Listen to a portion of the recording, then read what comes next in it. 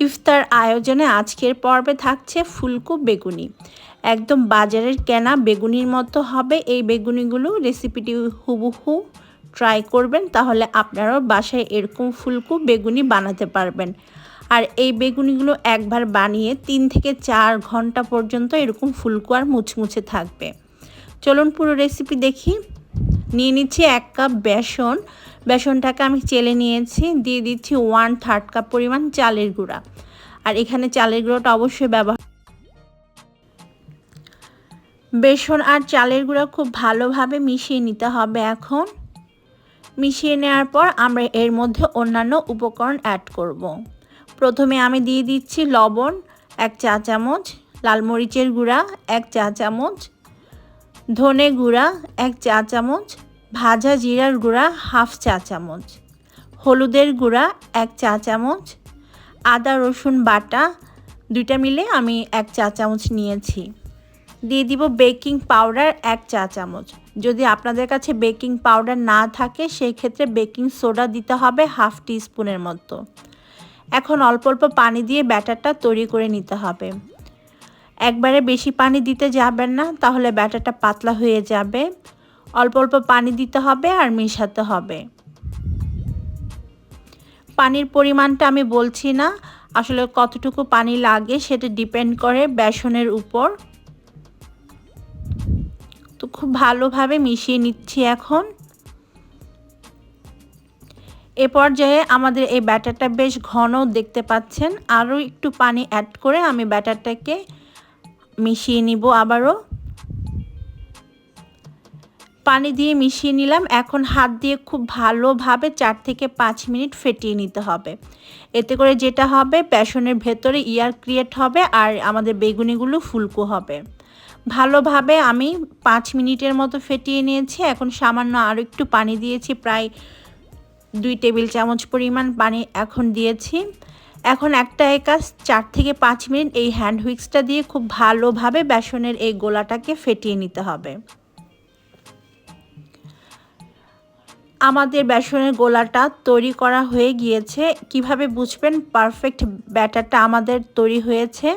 একটা চামচ নেবেন, চামচে খুব ভালোভাবে বেসনের মধ্যে ডিপ করে নিতে হবে। তারপর মাঝখানে এভাবে একটা দাগ কেটে নেবেন। যদি দাগটা সাথে সাথেই মিশে যায় তাহলে বুঝতে হবে যে ব্যাটারটা পারফেক্ট হয়নি, খুব পাতলা হয়েছে। আর আমার ব্যাটারটা দেখতে পাচ্ছেন মিশে যায়নি, তার মানে আমাদের ব্যাটারটা পারফেক্ট হয়েছে। আমি 2 টেবিল চামচ পরিমাণ ধনেপাতা কুচি দিয়েছি, তবে এটা টোটালি অপশনাল। ব্যাটারটা তৈরি। এখন বেগুনটা কেটে নিব। আমি একটা বেগুন নিয়েছি, এখন মাছ বরাবর কেটে নিচ্ছি। মাছ বরাবর কেটে পাতলা স্লাইস করে বেগুনটা কেটে নিতে হবে। তবে একদম বেশি পাতলা করতে যাবেন না, এতে করে বেগুনের টেস্টই পাওয়া যায় না বেগুনিতে।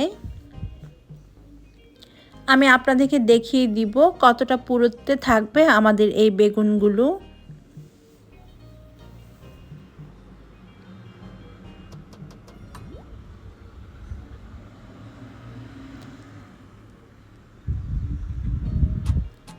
ঠিক এরকম পুরুত্বে বেগুনগুলোকে কাটতে হবে। তো পুরো বেগুনটাই আমি কেটে নিচ্ছি।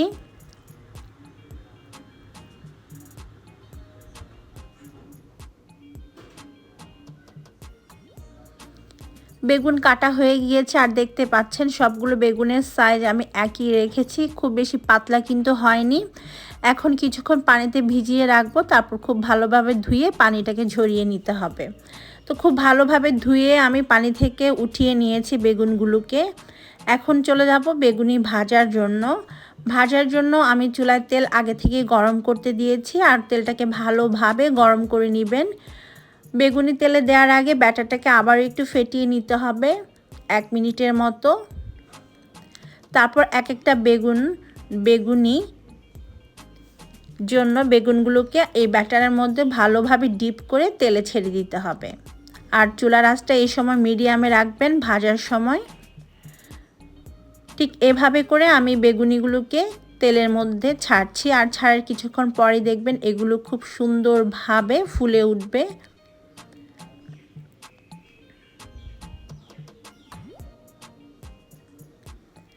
কিছুক্ষণ পর বেগুনিগুলোকে উল্টে দিতে হবে আর উল্টে পাল্টে সোনালি করে ভেজে নিতে হবে। দেখতেই পাচ্ছেন আমাদের বেগুনিগুলো কতটা ফুলকো হয়েছে।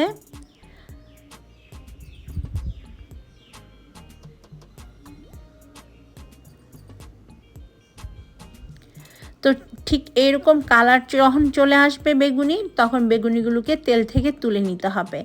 এখন আমি বেগুনিগুলোকে তেল থেকে তুলে একটা কিচেন টিস্যুর মধ্যে নিয়ে নিব, এতে করে বাড়তি তেলটা ঝরে যাবে। এভাবে বাকি বেগুনিগুলো বানিয়ে নিতে হবে। ব্যাস তৈরি আমাদের ভীষণ স্বাদের বেগুনি। আশা করছি আমার আজকের পর্বটি আপনাদের কাছে ভালো লেগেছে। ভালো লাগলে আমার চ্যানেলটিকে সাবস্ক্রাইব করে আমার সাথেই থাকবেন। সেই সাথে ভিডিও ভালো লাগলে একটা লাইক দিতে ভুলবেন না। সবাইকে আবারও রোজার শুভেচ্ছা। আল্লাহ হাফেজ।